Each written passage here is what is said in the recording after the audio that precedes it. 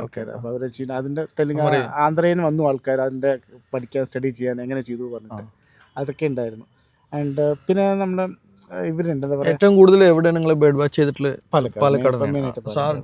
ഞാനും ഭാരതപ്പുഴ പാലക്കാട് ഭാരതപ്പുഴയാണ് ഏറ്റവും എന്നെ ഈ ഫീൽഡിലേക്ക് എത്തിച്ചത് തന്നെ. അപ്പോൾ ഞാൻ ഇതുമായി കണക്ട് ചെയ്തിട്ടുള്ള ചോദ്യമല്ല, വേറെ ചോദ്യം ചോദിക്കുകയാണ്. നമ്മൾ പ്രകൃതി ഇതൊക്കെ പറയുമ്പോൾ ശരിക്ക് ഇപ്പോൾ ഭാരതപ്പുഴയുടെ അടുത്ത് ജീവിക്കുന്നവർക്ക് എല്ലാവർക്കും ഈ മഴ വന്നു കഴിഞ്ഞാൽ വെള്ളം കയറുന്നൊരു ബുദ്ധിമുട്ടുണ്ട്. ശരിക്കും അത് പുഴയിലെ മണലെടുക്കാത്തത് കൊണ്ടാണോ, അല്ലെങ്കിൽ അത് സ്വാഭാവികമായിട്ടൊരു പ്രകൃതി ദുരന്തമാണോ? അല്ല, മണലെടുക്കാൻ പാടില്ല.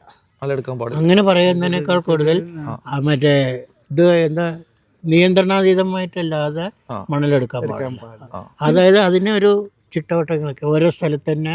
10 വർഷത്തിൽ കൂടുതലായില്ല മണലെടുത്ത്. ഇപ്പൊ കുന്നുകൂടിയിരിക്കുന്ന ഭാരതപ്പുഴയിൽ ഇപ്പൊ മണൽ കൂടിയത് കൊണ്ട് ഇപ്പോ സർക്കാർ എന്ത് ചെയ്യണമെന്ന് പറഞ്ഞാൽ എല്ലാ ഭാഗങ്ങളും പുഴയുടെ വണ്ടികൾ ഇറങ്ങാവുന്ന എല്ലാ ഭാഗങ്ങളും അടച്ചു കെട്ടി. അത് കാരണം പുഴയിൽ നിന്ന് മണലാരും എടുക്കുന്നില്ല. കംപ്ലീറ്റ് കോറി വേസ്റ്റ് ഒക്കെ വെച്ച് സാൻഡ് വെച്ചിട്ടാണ് കൺസ്ട്രക്ഷൻ വർക്കുകളൊക്കെ മുഴുവൻ നടക്കുന്നത്. പക്ഷേ എന്തൊക്കെ പറഞ്ഞാലും ഇതൊക്കെ എത്രയൊക്കെ നിയന്ത്രിച്ചാലും നമുക്ക് മണലില്ലാതെ ഒന്നും ചെയ്യാൻ പാടില്ല. ഒരു കൺസ്ട്രക്ഷൻ വർക്കും നടക്കില്ല. അങ്ങനെ ഇരിക്കെ ഇത് ആളുകൾ മിസ്യൂസ് ചെയ്യാത്ത രീതിയിൽ ആവശ്യത്തിന് മാത്രം എടുക്കുന്ന സൗകര്യം. അതേപോലെ തന്നെ ഇപ്പൊ ഡാമുകളിലൊക്കെ ഒരുപാട് മണലുണ്ടെന്നൊക്കെ പറയുന്നത്, കോടികൾ കേരളം മറ്റേ ദുബായ് ആവാനുള്ള പൈസ ഉണ്ടെന്നൊക്കെ എടുക്കണമെന്നും കേട്ടില്ല. അല്ല, ഇപ്പോൾ ഞാൻ ഇന്നലെ വരുമ്പോൾ തന്നെ ഭാരതപ്പുഴയുടെ പല ഭാഗങ്ങളിലും മണലുകളെ ഈ മറ്റേ കൂമ്പാരം കൂട്ടി വെച്ചിരിക്കുകയാണ്. ഇത് എടുത്തിട്ട് പോകാൻ വേണ്ടിയുള്ള സൗകര്യത്തിന് വണ്ടി ഇറങ്ങാവുന്ന ഭാഗങ്ങളിൽ വന്ന് ഇത് കൂട്ടി വെച്ച് അതിനെ ഓരോ ലോറിയിൽ ഒരു ഭാഗത്തുകൊണ്ട് അല്ല, സർക്കാർ തന്നെയാണ് ചെയ്യുന്നത്. ഇത് എന്താന്ന് പറഞ്ഞാൽ സർക്കാർ 3 ലോറി എടുത്തിട്ട് പോയി കഴിഞ്ഞാൽ അതേ വഴി കൂടി 10 ലോറി വേറെ കുറെ പാർട്ടികൾ വന്ന് നിയന്ത്രണമില്ല. അതിന് ഇപ്പോൾ ഇത് നോക്കേണ്ട ആളുകൾ പോലീസുകാരോ അല്ലെങ്കിൽ അതിൻ്റെ ഭരണാധികാരികളാണെങ്കിൽ അവർക്ക് അതിൻ്റെ പകുതി കൊടുത്തു കഴിഞ്ഞാൽ അവർ തൃപ്തിപ്പെടും. അപ്പോൾ തീർച്ചയായിട്ടും വെറുതെ കിട്ടുന്ന ഒരു സാധനത്തിൽ 5 10 നമ്മൾ രണ്ടുപേരും കൂടി എടുക്കുക എന്നുള്ള ഒരു കൺസെപ്റ്റിലേക്ക് എത്തുമ്പോൾ ഓട്ടോമാറ്റിക്കായിട്ട് അത് ഈ പറഞ്ഞ പോലെ നിയന്ത്രണമില്ല, അതിന് ലിമിറ്റില്ലാത്ത സാധനം പോവും ചെയ്യും. ഇതൊരു കൺട്രോളില്ലാത്ത സാധനം. ഇതിന്റെ ഇത് എക്സാമ്പിളാണ് ക്വറി. ഒരു ഏരിയ മാപ്പ് ചെയ്യും, അത് എക്സസ് ആക്കുക ഒരു കണക്കില്ലാണ്ട് ഒരു ബൗണ്ടറി ഇങ്ങനെ പോകും. അപ്പോൾ അങ്ങനെ നിയന്ത്രണം ഇല്ലാതെ മണലെടുത്തത് കൊണ്ടാണ് പുഴകളുടെ നടുവിൽ ഇപ്പോൾ വലിയ വലിയ മരങ്ങളൊക്കെ നിൽക്കാൻ തുടങ്ങിയത്. കാരണം പരന്ന് കിടക്കുന്ന സ്ഥലത്ത് മഴക്കാലങ്ങളിൽ ചളിവെള്ളം മലഭാഗങ്ങളിൽ ഇറങ്ങി വരും. ഈ ഇറങ്ങുന്ന ചളി മൊത്തം ഓരോ ഭാഗത്ത് ഡാമുകൾ ചെക്ക് ഡാമുകൾ കെട്ടുമ്പോൾ അവിടെ കെട്ടി നിൽക്കും. കുറച്ച് ദിവസങ്ങൾ കഴിയുമ്പോൾ ഈ ചളി മുഴുവൻ ഊർന്ന് അടിയിൽ പോകും. മണലിൻ്റെ മുകളിൽ ഈ മണ്ണായിട്ട് നിൽക്കും, ലെയറുകളായിട്ട് നിൽക്കും. അവിടെ ഈ ഒഴുകി വരുന്ന വിത്തുകളും ഇതൊക്കെ അവിടെ വലിയ സസ്യങ്ങളായിട്ട് ഇപ്പോൾ ഭാരതപ്പുഴയുടെ പല ഭാഗത്തും കാടുകൾ പോലെ നിൽക്കുന്നുണ്ട് മരങ്ങൾ. ചിലതൊക്കെ ഈ പറഞ്ഞ പോലെ കടപുഴകി വീണ് മഴവെള്ളം വരുമ്പോൾ ഒലിച്ചു പോകാം. ചിലത് ഈ മറ്റേ നാരുവേരുകൾ പോലെ പല ഭാഗത്തേക്ക് വേരുകൾ ഓടുന്നതിനൊരു ബലം കിട്ടും. ആ ബലമുള്ള മരങ്ങളൊക്കെ അങ്ങനെയുള്ള മരങ്ങളൊക്കെ ഇപ്പോഴും പുഴയുടെ നടുവിൽ മരങ്ങളായിട്ട് നിൽക്കുന്നുണ്ട്. ഇതിനൊക്കെ കാരണം എന്താണെന്ന് പറഞ്ഞാൽ ശാസ്ത്രീയമായ മണലെടുപ്പാണ് അതിന് കാരണം. മണൽ എല്ലാ ഭാഗത്തുനിന്നും ഒരുപോലെ എടുക്കാൻ പറ്റുകയാണെങ്കിൽ എല്ലാ കാലത്തും എടുക്കാം, എപ്പോഴും ഉപയോഗിക്കാൻ പറ്റും. അതിൽ ആവശ്യങ്ങൾക്കും അനാവശ്യങ്ങൾക്കും എടുക്കാതിരിക്കുക. അതൊരു വരുമാന മാർഗമാക്കിയിട്ട് കുറേ ആളുകൾ ജീവിക്കാൻ തുടങ്ങി. പുഴയത്തെ മണൽ രാത്രി കാലങ്ങളിൽ കടത്തുക, അങ്ങനെ കുറേ ആളുകൾ ജീവിക്കുന്നത്. പട്ടാമ്പി ഒറ്റപ്പാലമൊക്കെ അങ്ങനെ തന്നെയായിരുന്നു. ഭാരതപ്പുഴയുടെ ഏറ്റവും കൂടുതൽ ചൂഷണം ചെയ്തിട്ടുള്ളത് ഭാരതപ്പുഴ തന്നെയാണ്. കാരണം അവിടുത്തെ മണലിനാണ്. എന്തായാലും ഗവൺമെന്റ് ഇതിൽ നല്ലൊരു തീരുമാനം എടുക്കട്ടെ. അതിന് വേണ്ടിയിട്ടുള്ള ഒരു റിസർച്ചൊക്കെ H ഫൗണ്ടേഷന്റെ കീഴിൽ നടത്തട്ടെ. അതിന് നമുക്കൊക്കെ സപ്പോർട്ട് ചെയ്യാം. തീർച്ചയായിട്ടും. ഇപ്പോൾ ഭാരതപ്പുഴ സംരക്ഷണ സമിതിയിൽ ഞാനൊരു അംഗമാണ്. ഞാൻ ഈ പറഞ്ഞ പോലെ മണലിൻ്റെ കാര്യത്തിലും നമ്മൾ അത്യാവശ്യം ഇടപെടില്ല. കാരണം അത് മറ്റേ അല്ല, അത് ഈ മറ്റേ കമ്മ്യൂണൽ പ്രശ്നങ്ങൾ ഉണ്ടാക്കുന്ന കേസാണ്. അതിൽ നമ്മൾ ഇടപെടില്ല.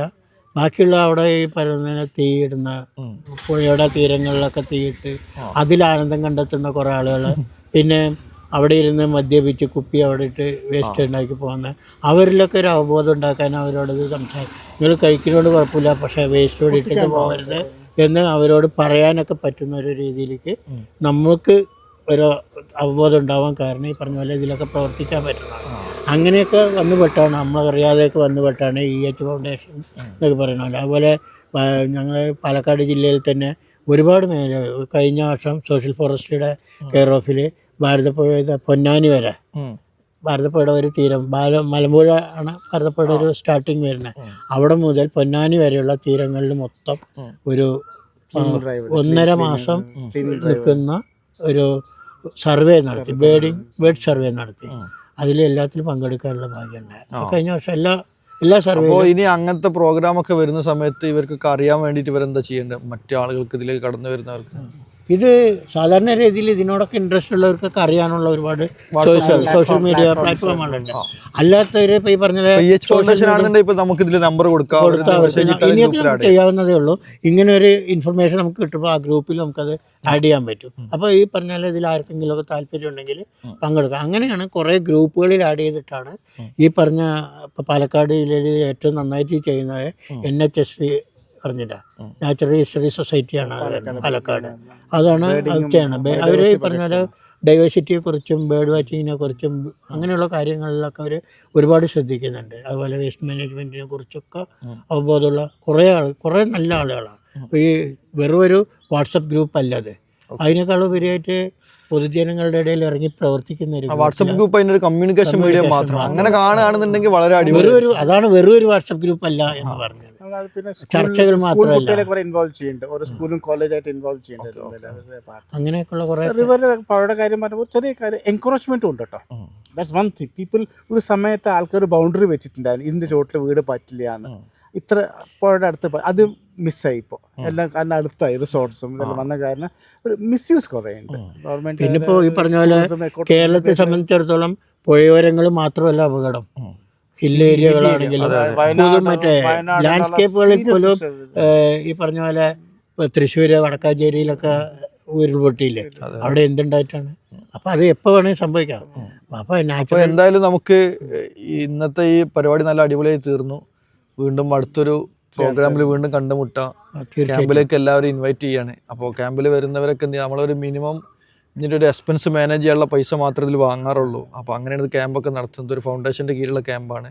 അപ്പോൾ നിങ്ങൾ പങ്കെടുക്കുക. അതിനെക്കുറിച്ച് കൂടുതൽ അറിയാനൊക്കെ ഉണ്ടെങ്കിൽ എന്ത് ചെയ്യുക, നമ്മുടെ വാട്സപ്പ് ഗ്രൂപ്പിൽ നമ്മൾ ഇൻഫർമേഷൻ ഷെയർ ചെയ്യും. ഇൻസ്റ്റാഗ്രാമിലാണെന്നുണ്ടെങ്കിൽ EH ഫൗണ്ടേഷൻ അടിച്ചാൽ കിട്ടും. അവിടെയൊക്കെ എന്ത് ചെയ്യുക, നിങ്ങൾക്ക് ഇൻഫർമേഷൻസ് എടുക്കാം. എന്നിട്ട് നിങ്ങൾക്ക് താല്പര്യമുള്ളതിലൊക്കെ എന്ത് ചെയ്യുക, പതുക്കെ സ്റ്റെപ്പ് വെച്ച് തുടങ്ങാം. അപ്പോൾ താങ്ക് യു.